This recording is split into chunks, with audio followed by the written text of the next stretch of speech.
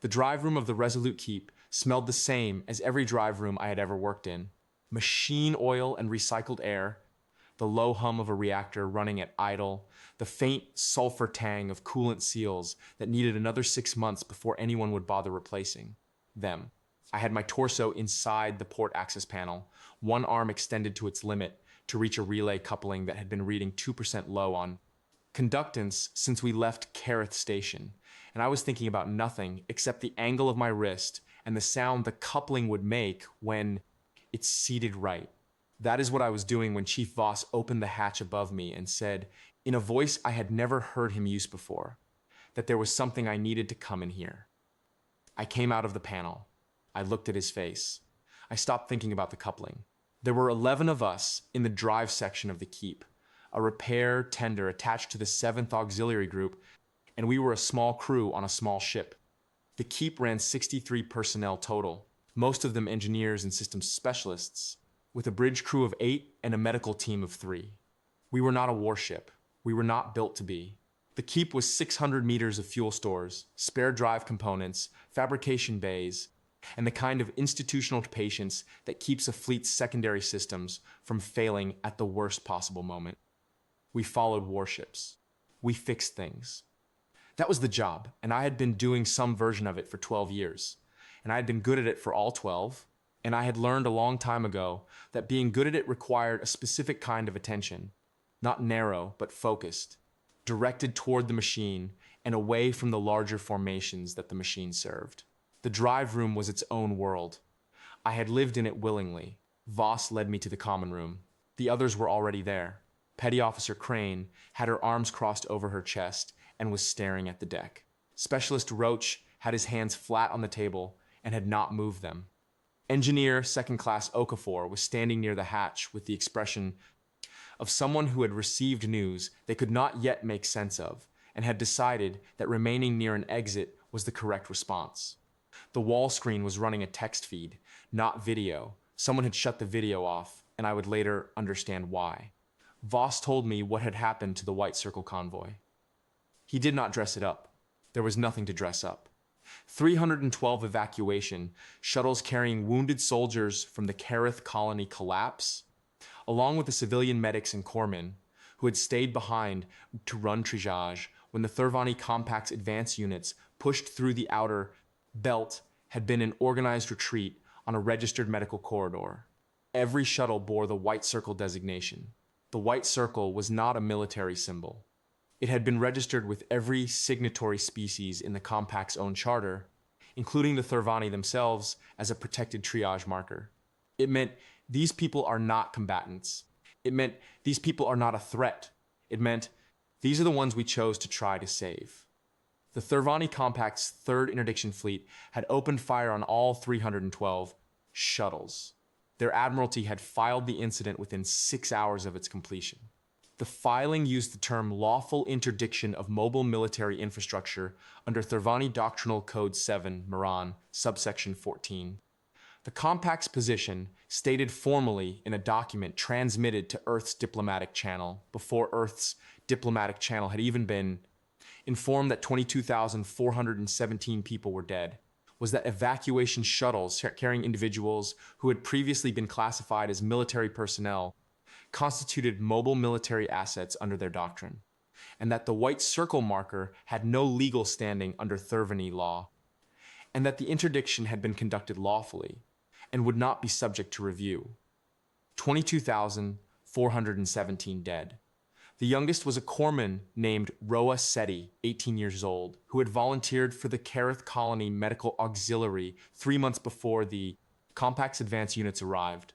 The oldest was Dr. Ileana First, 71, who had been running the colony's primary surgical station since before the crisis began, and had refused evacuation on the first 2 transports because there were still patients on her tables. The filing from the Compact's Admiralty did not include names. It included tonnage figures. It calculated the shuttle's combined mass and cross-referenced them against a table of military asset classifications and arrived at a number, and that number was the basis for the legal designation. And the legal designation was the basis for the interdiction, and the interdiction was 417 people killed in the medical corridor they had been promised would protect them. I had known one of them. Corman Daviose had been my bunkmate for 14 months aboard the Keep. He was 26 years old. He had transferred from the Keep to the Kerrith Colony Medical Auxiliary on a 6-month voluntary rotation because there was a shortage of trained triage personnel, and he had the training and the willingness, and he had asked me the night before he left whether I thought he was making a mistake. I had told him it was a good thing to do. I had told him that we would be running routine tender operations for at least 8 more months, and that he would be back before anything interesting happened, and that the 6 months would go quickly.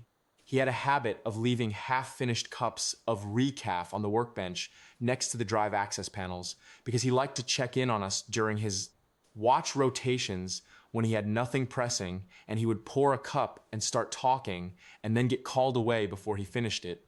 And for weeks after he transferred, I kept finding cups he had left behind, dried out, still sitting where he had set them. Shuttle K-14. That was the registry on his assignment. The filing from the Thurvani Admiralty listed Shuttle K-14 as asset number 247 in the interdiction manifest. The manifest noted its tonnage, its last registered heading, and the time of its neutralization to the nearest second. It did not note that it was carrying 38 wounded soldiers and 6 corpsmen, and that one of those corpsmen had a habit of leaving half-finished cups of recaf on workbenches because he liked the company of engineers. I stayed in the common room for a while. Then I went back to the drive room and finished reseating the coupling. It was not avoidance. I did not have a name for what it was. The coupling needed to be seated, and I was the person whose job it was to seat it, and doing the job was the only thing I knew how to do with my hands in the hours after Voss told me what he told me. The coupling seated on the 3rd try. The conductance reading came back clean. I stayed inside the access panel for a long time after it was done. We talked about K-14 in the common room that evening, not at length, not with the kind of prolonged working through that people in comfortable circumstances associate with grief, but in the way that people talk when they have all received the same news and are sitting in the same enclosed space, and the news is too large to simply sit alongside without acknowledgement. Okafor had known Osai longer than I had. He did not say much. None of us said much. Crane asked once whether anyone knew if there had been survivors from the shuttle manifest, and Arushu said the text feed listed no survivors from any of the 312 shuttles, and that ended that part of the conversation. What we did not say that evening was anything about what would happen next. We were a support crew on a repair tender. We were not in the business of military doctrine or fleet response, or the political consequences of a 417 casualty filing in a registered medical corridor. We were engineers and systems specialists, and a bridge crew of 8 and a medical team of 3, and our job was to keep a repair tender functioning, so that it could keep other ships functioning. The question of what Earth would do was not a question we had any standing to answer, and I think we all understood, without discussing it, that discussing it would not serve any purpose that the evening required. I slept badly that night. The bunk felt wrong in ways that had nothing to do with the mattress. 11 days after the White Circle convoy was destroyed, Earth's response was transmitted. Not to Thurvani Compact, not through diplomatic channels. Not via the Joint Council forums the Compact had been using to insulate its Admiralty's filing from formal consequences. Earth's response was transmitted on the open emergency frequency used by all registered medical operations in the sector. The same frequency the White Circle convoy had been broadcasting its triage marker on when the Compact's 3rd interdiction fleet opened fire. The response was 7 seconds long. It was not an ultimatum. It was not a declaration of war. It was a statement of fact, read by a voice that carried the cadence of someone who has already made every decision and is simply informing the relevant parties of what those decisions were. The statement said, "The Thurvani Compact's 3rd interdiction fleet has destroyed 312 registered White Circle. Evacuation transports in the Kerrith medical corridor, killing 22,417 human, medical, and military personnel under protected designation. Earth does not recognize Thurvani Doctrinal Code 7 Moran, subsection 14, as a lawful basis for this action. Earth does not intend to negotiate the legal framework under which 22,417 people were killed in a registered medical corridor. Earth has taken note. That was all it said. The Thurvani Compact's diplomatic mission on neutral station Vera transmitted 3 responses over the following week. The first expressed concern that the incident was being characterized in a manner inconsistent with the Compact's published doctrine and invited Earth to review the relevant legal texts. The second offered to arrange a forum with third-party mediation to address Earth's characterization of the event. The third requested clarification on whether Earth's statement constituted a formal notice of intent under the Joint Sector Treaty framework, and if so, under which specific provisions. Earth did not respond to any of them. I did not know yet what Earth had already decided. None of us did on the keep. We knew what the White Circle convoy had been, and we knew the number. You could not forget the number, not once you had heard it. And we knew that the Compact's Admiralty had filed 22,417 dead as a line item in a doctrinal compliance report, and we knew that Earth had said it had taken note, and most of us understood. In some way, we did not put into words that taking note and filing a diplomatic response were not the same thing. But we did not know the shape of what was coming. We learned it 3 weeks later, when the keep was reassigned. The orders came through fleet channels, stamped with a priority classification I had only seen in training materials. The keep was detached from the 7th Auxiliary Group and ordered to report to Kerrith Dry Dock, which was listed in the orders under a designation I did not recognize, Staging Area Volanthos.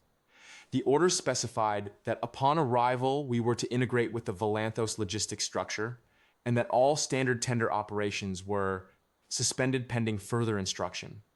They did not say what we would be doing instead. We arrived at Kerrith Dry Dock 11 days later, and I understood. I had been to Kerrith Dry Dock before. It was a mid-tier facility, a working dry dock, nothing remarkable, capable of handling mid-weight warships and the usual rotation of tender and support craft.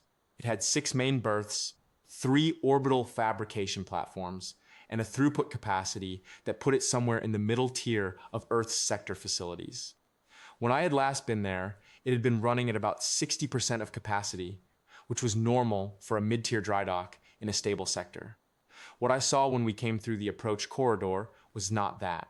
There were warships parked in every berth, every auxiliary bay, every emergency hardpoint, and in open space in formation so tight that the Keep's navigation AI flagged 17 proximity warnings in the first 10 minutes, and then apparently decided that flagging warnings was no longer a useful contribution and stopped. The fabrication platforms were running on continuous cycle. I could see the plasma cutter arrays firing from 30 kilometers out, orange-white lines of light working across hull sections in the vacuum. The dry dock's main spine had been extended. It had been extended twice. I could see the construction scaffolding still in place on the newer sections, and workers in EVA suits moving along it in numbers that made the scaffolding look like the surface of something alive. Supply tenders were coming in from 4 directions simultaneously, their holds open, being offloaded in sequence by automated handling systems that someone had clearly pushed well past their rated throughput. Fuel tankers were queued in a line that extended out of visual range. The orbital comms traffic was so dense that our standard channel handshake took 4 tries to complete before the dockmaster's office answered. I stood on the Keep's small bridge while we waited for a berth assignment, and I looked at what was being assembled, and I started counting the warships in the formations nearest to us. And I stopped after a few minutes because the count had already passed 4,000, and I had not yet begun to address the formations in the mid-distance, or the ones that were too far away to resolve individually. Voss came and stood next to me. We stood there for a while without speaking. "How many?" I said. He did not answer immediately. He had been talking to the dockmaster's logistics coordinator. "Staging documents I've been cleared to see put the Volanthos build at 410,000 warships," he said. I looked at the formations in front of us. I thought about the Compact's 3rd interdiction fleet, which had destroyed 312 shuttles. I thought about the filing that had classified 22,000, 417 people as tonnage. When do they move? I said. Orders haven't been issued yet. They're still loading. How long?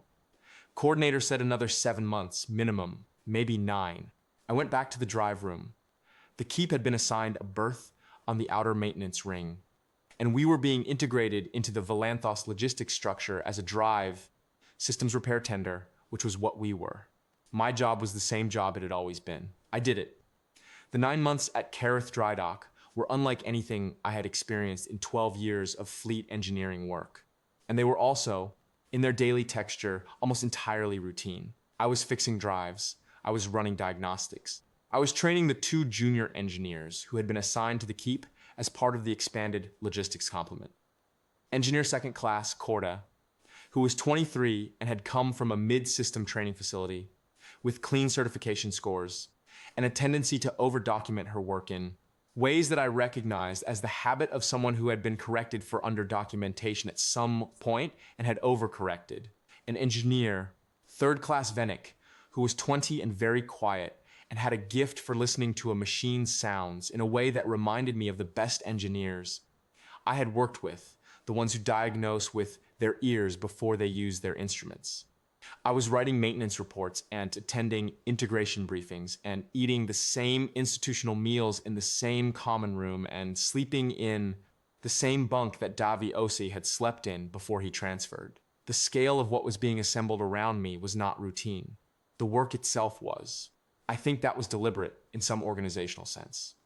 The Pale Armada, that was the name, eventually, that appeared in the logistics documentation, not in any formal declaration, just as the designation under which the staging operation was recorded, was not assembled with drama. There were no speeches transmitted fleet-wide. There were no ceremonies I was aware of. Earth did not broadcast statements of intent or update the Compact's diplomatic mission on Vera, or respond to the Compact's repeated requests for clarification under the Joint Sector Treaty framework. The assembly at Valanthos proceeded the way that engineering work proceeds. Methodically, at scale, each component in sequence, without announcement. I learned things during those 9 months, the way you learn things on a large installation, through the accumulation of small observations, through overheard conversations, through the documents that crossed your queue in the normal course of logistics coordination. I learned that the Pale Armada's order of battle included not only the 3rd Sector Reserve Fleet, but elements drawn from 4 other reserve fleets, from standing patrol groups that had been quietly relieved and folded in, and from new construction that had been running at accelerated rates at 14 facilities besides Kerrith since 2 weeks after the White Circle transmission. I learned that the logistics chain supplying Valanthos stretched to the inner systems and was consuming a meaningful fraction of Earth's industrial output in a way that had been characterized publicly, to the extent it had been characterized at all, as routine fleet modernization. I learned that the Compact's intelligence apparatus had almost certainly detected the buildup at some point and had transmitted a series of increasingly urgent inquiries through back-channel diplomatic contacts, and that Earth had not responded to those either. I did not learn what the Compact had done with that information. I thought about it sometimes, lying in the bunk, and I thought about the kind of institutional disposition required to fire on 312 White Circle shuttles and then file a doctrinal compliance report and then watch 410,000 warships assemble on your border and conclude that the appropriate response was to draft additional diplomatic inquiries. I thought about the kind of organization that classifies corpsmen as tonnage. I tried to understand it and I could not, and after a while I stopped trying and I went back to working because the work was there and it needed doing and it was the thing I was good at. During the 3rd month of the staging, something happened that I have not been able to stop thinking about in the years since. I was running a drive assessment on a destroyer-class warship in Berth 7, a routine assessment, no anomalies expected, when I noticed that the destroyer's designation number had been replaced. Not the hull number, which is structural and does not change. The operational designation that gets painted on the ship in the characters its crew uses to identify it. The destroyer's original designation had been in the standard alphanumeric format. What it had been replaced with was a name. The name was Roasetti. I climbed down from the assessment scaffold and walked along the berths, and I looked at the designations on the other ships in my maintenance queue, and 12 of them had been renamed. Not all of them. The fleet was far too large for all of them, but 12 in my queue alone. And when I asked Korda and Venick whether they had seen similar designations on ships in their sections, they had. Korda had seen 9. Venick had seen 14. When I asked Voss about it, he said it had been authorized at fleet command level, that crew members aboard the Pale Armada's warships had submitted the names they wanted to carry into the Thurvani engagement, that the authorization had been blanket. Any crew that wanted a name could have one, selected from the White Circle convoy's casualty list, and that the only constraint was that each name could only be given to one ship. 22,417 names. The Pale Armada had 410,000 warships. There were enough ships for every name, with room to spare. I do not know how many of them were renamed in the end. I saw perhaps 40 or 50 in the berths I was working, and I saw others during the transit, their designations visible in the tactical overlay when the keep was close enough to resolve them. I know that every ship I personally assessed in my maintenance queue had a name by the time the readiness certification was completed. I know that when the Pale Armada departed Kerrith Drydock, it was not 410,000 warships in formation. It was 410,000 names, organized at scale, crossing toward the people who had filed those names as tonnage. I kept that thought in the drive room with me during the transit, not as something I could act on, just as something that was true about what was happening and that I wanted to have clearly in my mind while I was a part of it. There was a period around the 5th month of the Valanthos staging when the pace of the assembly work intensified and the keep was running maintenance rotations around the clock. I was doing 16-hour shifts for about 3 weeks. Korda and Venick were doing the same, along with every other engineer in the logistics complement. None of us complained that I was aware of. Not because we were suppressing complaint.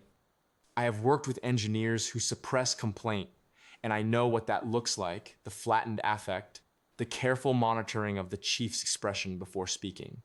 But because I think, for most of us, the doing of the work was a form of answer that we did not have any other way to make. We were not going to be at the spearhead of the Pale Armada.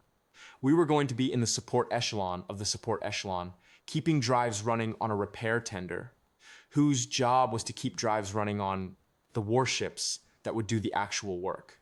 That was all we had to offer, and we offered all of it, and I think that was the right thing to do with it. Davi Osi had gone to Kerrith because he had the training and the willingness.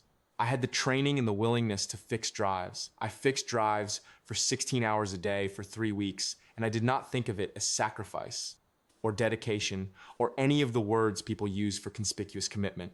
It was the job. It was the only part of the answer I had. Voss called me to the bridge on the 7th day of the 6th month. He had been in contact with the Valanthos Logistics Command, and he had information I needed. He showed me the Compact's latest transmission to the back-channel diplomatic contact.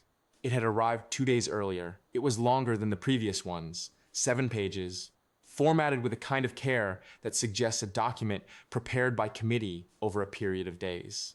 Its substance was a detailed legal argument for the validity of Doctrinal Code 7 Moran and its subsection 14, citing 16 precedent engagements in Thurvani military history, 3 references to the Porta Joint Sector Treaty's definition of protected designations under non-human legal frameworks, and a closing section that acknowledged the gravity of human concern regarding the Kerrith Medical Corridor incident and proposed a structured joint review process with neutral third-party oversight to examine the factual record and develop a mutually acceptable framework for characterizing the event. Earth had not responded. I read the transmission on the bridge display and then handed it back to Voss and went back to the drive room. There was nothing useful I could say about it that the Pale Armada's assembly could not say more clearly. The thing I kept returning to in those months was not the scale of the Compact's act, but the intellectual structure of it. The filing, the 16 precedent legal argument, the proposal for a joint review process with neutral third-party oversight to characterize the event. The Compact was an old civilization. It had been in space for longer than humanity had been using written language. It had developed a doctrine and a legal framework, and a system of military administration that was, by its own internal logic, coherent. The Third Interdiction Fleet had followed its orders. The Admiralty had filed its report. The diplomatic mission had drafted its responses. Every actor in the chain had done what the chain required them to do. And the chain was, by its own design, functioning correctly. That was what I could not get past. Not the malice. I did not think there was malice, in the human sense, in what had been done. I thought there was something worse. A system that had been built so thoroughly around its own categories that it had lost the capacity to see what the categories were failing to capture. A triage marker was not a military asset. A corpsman was not a combatant. The white circle had a meaning. The Compact's doctrinal code had classified that meaning out of existence, and 22,417 people had died as a consequence of the classification, and the system that had generated the classification was responding to the consequences with legal briefs and proposals for joint review processes, because that was what the system was built to produce. Earth's answer was 410,000 warships assembled without ceremony and moved without a hailing frequency opened. I think those two things, the legal briefs and the warships, describe the distance between the Thurvani Compact and Earth more precisely than anything else I could say about the Volanthos operation. The Pale Armada was provisioned and fueled, and its final readiness certification was completed over a period of 6 days in the 8th month of the Volanthos staging operation. During those 6 days, I ran 41 drive system assessments on warships in our assigned maintenance queue and logged 3 units for follow-on work and cleared the remaining 38. On the 7th day, the orders came through. They did not come with ceremony. A fleet priority transmission arrived through the standard command architecture, and the Keep's bridge crew acknowledged it, and Voss informed us in the common room after the evening meal that the Pale Armada would begin its transit the following morning, and that the Keep would be in the supporting echelon, which was where a repair tender belonged.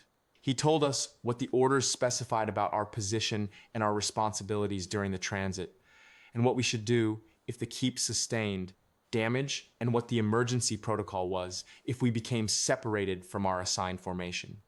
He did not say anything that was not operationally relevant. Nobody asked him to. I went to the drive room and ran a final pre-transit check on every system the Keep had. Everything was in order. I had made sure of that for the past 9 months. I stayed in the drive room until the check was complete, and then I went to the bunk room and I slept. The transit to Thurvani space took 22 days. I will not pretend I spent those 22 days in a state of professional.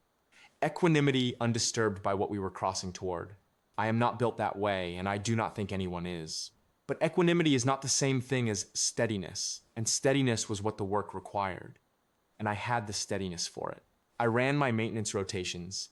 I dealt with a fuel line pressure anomaly in the starboard secondary drive cluster that took 11 hours to isolate and correct. I trained Corda on the diagnostic sequencing for tachyon rail alignment because she was sharp and needed the hours, and the transit gave us time for it.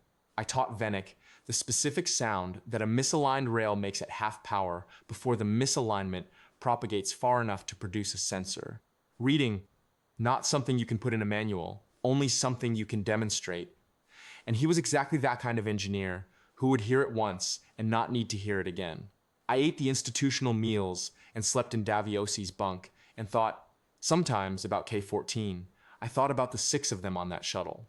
6 corpsmen and 38 wounded, and the shuttle bearing the white circle at every registered frequency, and the Compact's Third Interdiction Fleet opening fire, because the doctrinal classification had been completed.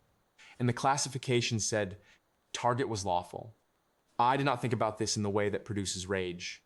Rage requires the belief that the thing that happened was a kind of mistake, an anomaly, an excess, something that the person or institution responsible for it might have done differently under other conditions. I had read the filing. I had read the legal briefs. I did not believe that the Compact's Third Interdiction Fleet had made a mistake. I believed it had done exactly what it was designed and authorized and instructed to do, and that the doing of it was the product of a civilization that had decided over a very long time that the categories were what mattered, and that the people inside the categories could be rearranged to fit the category's requirements. The name on the destroyer that transited nearest to our position for most of the crossing was Davi Ose. I saw it on the 12th day when the keep was brought in close for a drive inspection, and I was on the assessment scaffold close enough to read the designation characters clearly in the sun haze of the transit lane. I did not mention it to anyone. I did the inspection, logged the results. The drives were clean, well maintained. The destroyer's engineering crew had done their job, and I descended the scaffold and returned to the keep and wrote my report. I thought about it that night, though. I thought about 26 years old and a habit of leaving half-finished cups of recaf on workbenches, and the question he had asked me the night before he left, whether I thought he was making a mistake. I had told him it was a good thing to do. I had told him he would be back before anything interesting happened. He was not back. But his name was crossing into Thurvani space at the center of the largest fleet Earth had ever assembled, maintained by an engineering crew that had cared for it the way you care for something that matters. And if that is not an answer to the question of whether he had made a mistake, I do not know what an answer would look like. I do not say this to make the dying mean something it did not mean. 22,417 people were killed in a medical corridor, and that is what it was. And the Pale Armada's operation was the consequence of that act, not its redemption. The dead did not benefit from what the Pale Armada did. They were still dead. The names on the ships were not for them. They were for us. For the living who had to go on, knowing what had been done in a registered medical corridor, and what the filing had said about it, and what Earth had decided that meant. I am at peace with that distinction. It took me some time to be, but I am, 22 days. I got to the end of them doing the work. On the 20th day of the transit, Voss called me to the bridge.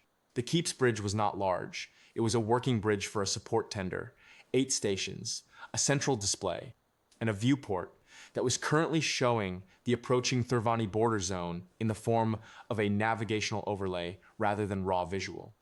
The formations of the Pale Armada were visible on the tactical display as density patterns rather than individual units.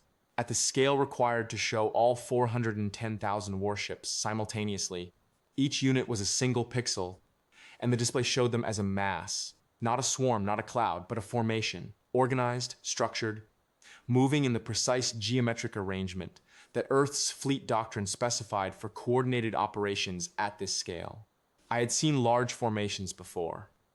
I had spent 12 years in fleet support work, and I had been around warships in their thousands. I had not seen this. The formations occupied a volume of space that, when I asked the navigation AI to give me a rough dimensional estimate, it returned in numbers I had to ask it to repeat because I had misread the scale indicator on the display. The Pale Armada at transit configuration was not a fleet in any sense that I had previously applied the word. It was something else.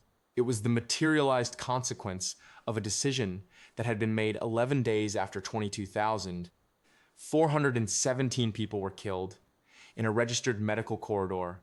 A decision that had been made without ceremony and without public announcement, and without any of the diplomatic theater that characterizes the kind of response you make when you are still hoping the other party will choose differently. No hailing frequency had been opened. I knew that because the Keep's comms officer had it on standing display. A row of Thurvani standard frequencies, all monitored, all silent on our end. The Compact's border stations had been broadcasting on emergency channels for the last 3 days. They were broadcasting now.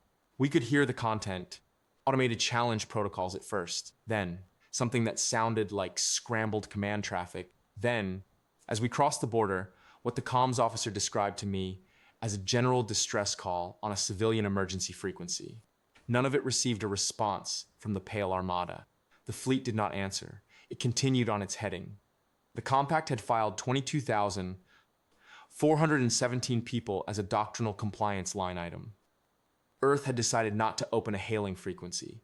I stood on the bridge and watched the tactical display and understood, in a way that had nothing to do with emotion and everything to do with arithmetic, that the 410,000 warships on that display and the 417 dead in the White Circle corridor were connected by a very simple calculus. Not revenge, exactly. Revenge implies a kind of personal heat that was not present in anything I observed during the 9 months at Valanthos or the 22 days of transit. What I had watched being assembled and what I was now watching proceed through Thurvani border space was something colder and more precise than revenge. It was a correction. The Thurvani Compact had operated under a set of assumptions about what actions would and would not produce consequences, and those assumptions had included the assumption that filing 22,417 dead as lawful doctrinal interdiction would produce a diplomatic response, perhaps a forum, perhaps a mediated discussion of treaty frameworks. Earth had noted that assumption and had decided not to confirm it. The Pale Armada's objectives, as described in the fleet operational orders I had been given access to as part of the logistics integration, were stated with the same technical precision as every other document in the Valanthos chain. The Compact's 3 home systems were named. The military assets within them were enumerated in the categories recognized by Earth's fleet doctrine. The infrastructure elements were listed. The operational timeline specified the sequencing of the Armada's engagement with each objective. There was a section on non-military designations and protected categories. That section was longer than most of the others. I read it carefully. I thought about the Compact's 3rd interdiction fleet and its classification of the White Circle marker. I thought about the section of the Valanthos operational orders that defined Earth's protected categories. I thought about the difference between a military that files corpsmen as tonnage and a military that writes 14 pages on the legal and procedural framework for distinguishing military from non-military targets before it moves a single warship. I went back to the drive room. The engagement began 6 days later when the Pale Armada reached the outermost Thurvani home system. I was not on the bridge for most of it.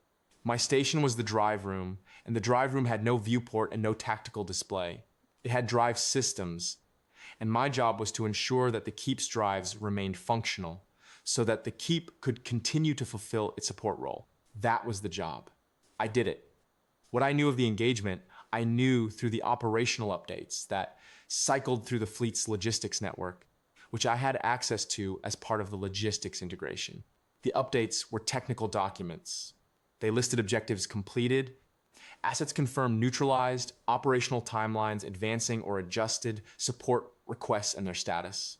They did not use the language of victory or of wrath. They used the language of logistics and operational planning. The Compact's 3rd interdiction fleet, the one that had fired on the White Circle convoy, was the first named objective in the outermost system's engagement order. The update confirming its neutralization was 7 lines long. It listed the fleet designation, the engagement timeline, the confirmation methodology, and the operational status of the Armada units involved. It noted that the engagement had concluded within the projected timeline window. It did not note anything else. I read the update twice. I thought about the 38 wounded soldiers on Shuttle K-14 and the 6 corpsmen, including Daviose. I thought about the 7 seconds of Earth's statement on the emergency medical frequency. I thought about the Compact's Admiralty filing K-14's tonnage as asset number 247 in a doctrinal compliance report. 7 lines to record the answer to a 7-line compliance report. I noticed that. The engagement in the outermost system took 4 days. The engagement in the 2nd system took 7. The 3rd system, the Compact's administrative core, where its Admiralty was based and where its doctrinal archives were housed, and where the officials who had written Doctrinal Code 7 Moran and its subsection 14 and filed the White Circle interdiction as lawful had their offices and their records and their institutional history, took 12. I was in the drive room for most of it. The Keep's drives needed maintenance. That was not incidental. The drives of 410,000 warships and their supporting tender fleet needed continuous attention during an extended engagement operation, and the Keep was one of the tenders responsible for providing it. I worked, the Keep worked, the Pale Armada worked. There was a moment on the 9th day of the 3rd system's engagement when Vennick came to find me in the drive room with a look on his face that I had not seen on him before.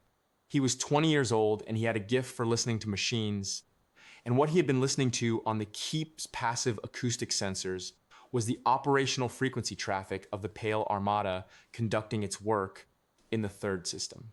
He did not describe to me what he had heard. He stood in the drive room for a moment and looked at the port tachyon rail assembly I was calibrating, and then he said that he thought the rail sounded a little rough on the upper harmonics, and I listened, and he was right. It did, and we worked on it together for 2 hours until it ran clean.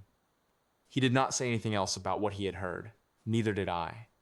On the 16th day of the engagement, Voss came to the drive room and told me that the operational updates were showing the third system's military infrastructure as neutralized and that the Armada was in the consolidation phase. He told me that the keep's assignment for the consolidation phase was the same as during transit. Standard support operations, drive maintenance, systems assessments. He told me what the expected timeline for the consolidation phase was and what our redeployment orders would likely look like when they came through. I asked him about the Compact's admiralty. He was quiet for a moment. Then he said that the operational updates listed the Compact's command infrastructure in the third system as neutralized, and that included the facilities associated with the Thurvani Admiralty Office, and that the update was consistent with standard operational reporting. I thought about the official who had signed the doctrinal compliance report, filing 22,417 dead as lawful interdiction. I thought about whether that official's name appeared anywhere in the Valanthos Operational Order's 14 pages on protected categories and non-military designations. I thought about the fact that those 14 pages existed at all, and about the kind of deliberation they represented, and about the difference between a military that does not open a hailing frequency and a military that does not bother to write the rules before it acts. I went back to work. On the 19th day of the engagement, the Thurvani Compact's standard communications network went dark. Not scrambled, not reduced, dark. The comms officer's monitoring display, which had been showing a declining but continuous stream of Compact transmissions since we crossed the border, showed nothing. I was on the bridge doing a drive system integration check on the keep's secondary power coupling when it happened, and I watched the display go from active to flatline in the span of about 4 seconds, which was not how a communications network fails from damage. Damage produces degradation, not cessation, and I understood that what I was watching was not failure. It was completion. I finished the coupling check. The coupling was fine. I went back to the drive room. The consolidation phase lasted another 11 days. During those 11 days, the Keep conducted 37 drive system assessments, cleared 34, logged 3 for follow-on work. I trained Corda on 2 more diagnostic sequences and signed off on her tachyon rail certification because she was ready and had been ready for 2 weeks, and I had been holding on to the certification requirement out of the kind of habit that serves no purpose once the engineer is genuinely ready. She ran the assessment sequence independently and cleanly, and I logged the certification and told her it was good work, and she accepted that without excessive response, which was the right way to accept it. I fixed the starboard secondary fuel line again. A different problem this time. A filter housing that had been taking vibration stress during the engagement phase and had developed a microfracture that my sensors caught before it became a pressure event. I wrote it up and logged it and added it to the component replacement queue and moved on. Venick came to me on the 3rd day of consolidation and said he had been thinking about applying for a cross-training certification in tactical systems monitoring. I asked him why. He said he had been listening to the operational frequency traffic during the engagement phase, and he thought he understood from the sounds of the Pale Armada's command traffic more about how large-scale coordinated operations worked than he had expected to understand from the drive room, and he wanted to formalize that understanding into something useful. I told him to put in the application and that I would write the supporting recommendation. I told him that engineers who can listen to the larger machine, as well as the one in front of them, are rare and that he should not waste the aptitude. He nodded and went back to the port rail assembly he had been working on. I have thought about that conversation a great deal since. It is one of the things I return to when I think about the Valanthos operation, and what came out of it that was not in the operational orders. Two engineers who are better at their jobs than they would have been if the Pale Armada had never been assembled. One because she stopped waiting for permission she had already earned. One because he had learned, by listening, something about how large purposes are organized and executed. Neither of those outcomes was planned. Both of them are real. I do not know what to make of that, precisely, except that it is true, and that true things deserve acknowledgement, whether or not they fit neatly into any framework you have for understanding what you were part of. On the last day of the consolidation phase, I requested and received permission to access a passive observation deck that the Keep had. A small compartment with a viewport and nothing else, originally intended for survey work, rarely used. I went there during my off-rotation period, and I sat in the viewport's field of view, and I looked at what the Pale Armada's operation had left behind. I will not describe it in detail. Not because I cannot, but because the detail is not the point. The point is the scale of the answer, and the scale of the answer was apparent from the viewport without detail. What had been the Thurvani Compact's third and primary home system was no longer a functioning system in any operational sense. That was not a statement of devastation in the poetic register. It was a technical observation. The Pale Armada had gone through the Compact's military infrastructure the way that a correctly sequenced engineering operation goes through a decommissioning list, item by item, in order, each item confirmed before proceeding to the next. What was left was what the operational order's 14 pages on protected categories had specified should be left, which was something, not nothing, but not a functioning empire, not a military, not an admiralty, not a doctrinal code, not a filing system for dead corpsmen. I sat in the observation deck for about an hour. I thought about Davi Osi and about K-14 and about the half-finished cups of recaf he used to leave on the workbench. I thought about the 6 months he had gone to Kerrith Colony because there was a shortage of trained triage personnel, and he had the training and the willingness. I thought about 18-year-old Roa Seti and 71-year-old Doctor, Ileana Firsta and the 38 wounded soldiers on K-14 and the other 22,375 people in the convoy.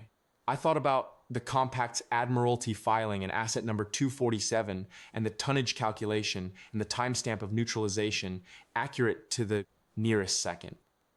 Then I thought about the redeployment orders that would come through in the next day or two, and about the Keep's drive systems, and about the microfractured filter housing in the starboard secondary fuel line that needed a replacement part I would have to source through the supply chain on the way back to Kerrith, and about whether Corda was ready to run the tachyon rail alignment diagnostic independently, or whether she needed another supervised session first. She was ready. I had already signed off on her certification. She did not need another supervised session. I had been holding on to the thought of it out of habit, and the habit had already been corrected. The redeployment orders came through the following morning.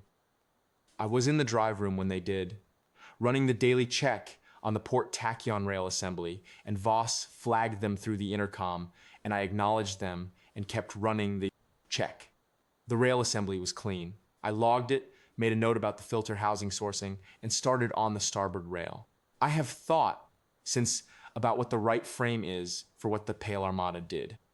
I have thought about this not in the abstract philosophical sense, but in the concrete sense of how I would describe it to someone who was not there, to the junior engineers who will work for me in the years ahead, or to anyone else who asks what I was doing during the months I was assigned to Valanthos and the transit and the engagement.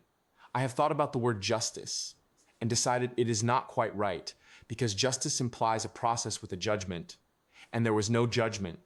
There was an observation and a calculation and an answer. I have thought about vengeance and decided it is not right either, because vengeance implies heat, and there was no heat in anything I saw at Valanthos, or in the transit, or in the operations updates, or in the 16 pages of the engagement orders. I have thought about correction and decided it is the closest, but correction implies that the corrected party has the option to incorporate the correction and adjust, and the Thurvani Compact did not have that option, and I do not think Earth intended it to. What Earth had done, as best I could describe it from where I stood, in the drive rooms and maintenance queues, and observation decks available to a senior engineer on a repair tender was answer a question that the Thurvani Compact had by destroying the White Circle convoy and filing it as a compliance document put into the record.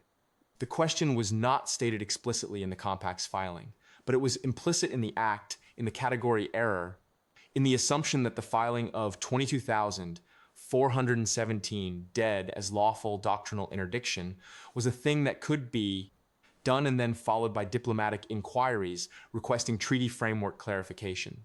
The question was, "What will you do?" Earth had answered. It had taken 11 months to assemble the answer and 22 days to deliver it and 35 days to complete it. It had done so without opening a hailing frequency, without issuing an ultimatum, without entering into mediated discussions about the legal standing of the White Circle marker under Thurvani doctrinal law. It had done so with 410,000 warships and a set of operational orders that included 14 pages on protected categories, because Earth's military does not skip that step, not even when it is also the step of not opening a hailing frequency and not answering the distress calls from the border stations, and not returning the Compact's diplomatic missions requests for clarification. The Compact had filed 417 dead as paperwork. Earth had answered with the pale Armada and then gone home. We crossed back into human-controlled space 14 days after the redeployment orders came through. The Keep's drives ran clean the entire way. The filter housing in the starboard secondary fuel line had been replaced at the Valanthos logistics depot on our way out, and Corda had signed off on the installation independently and logged the completion in the maintenance record. And it was a clean log, and I had told her it was good work because it was. She had left a cup of recaf on the workbench while she was doing it, half finished, and she had gotten called away to something before she could finish it, and she had come back 2 hours later and looked at it and laughed and thrown it away. I had watched her do it. I had not said anything. I think about Daviosi sometimes, when the drive room is quiet. Not with satisfaction, exactly. Not with grief, exactly. With a kind of steadiness that I have had to learn to recognize as its own thing, distinct from peace, distinct from resolution, distinct from the various emotional states that people expect you to have when you tell them what you were doing during the Valanthos operation and the transit and the engagement. People expect a larger feeling. I do not have a larger feeling. I have the steadiness of someone who was in the drive room when the Thurvani Compact's communications network went dark, keeping a repair tender's drives running so that a formation could complete its maintenance cycle on schedule, and who understood in that moment that the work and the answer were the same thing. 22,417 people in a registered medical corridor, 410,000 warships, no hailing frequency, no forum, no treaty framework clarification. That was the answer. That was the whole answer. I did my part of it in the drive room, and I have no other word for what I feel about that except the word I said. Steadiness. And what I mean by it has something to do with the cup of recaf that Corda left on the workbench, and with the fact that she came back for it, and with the fact that she did not know where the habit came from, and with the fact that I did, and that some things continue in ways that the people who ended them did not expect and cannot account for and cannot file. The Thurvani Compact filed 22,417 people. Earth answered, and Corda leaves half-finished cups on the workbench. And Venick listens to the machines with his ears before he uses his instruments. And the Keep's drives run clean. And that is what there is to say about the pale Armada and what it cost and what it answered. That is all there is to say, or almost all. The last thing is this. When I filed my own maintenance report on the pale Armada operation, technical summary, the asset log, the hours and the component counts, and the assessment outcomes, I was careful. I was thorough. I documented everything that needed to be documented, every drive assessed, every fault logged, every certification signed. I did not classify anything as something it was not. I did not assign a category to a thing that did not fit the category. I did not reduce any of it to a tonnage figure. I am an engineer. That is how I file things. That is the only kind of filing I know how to do.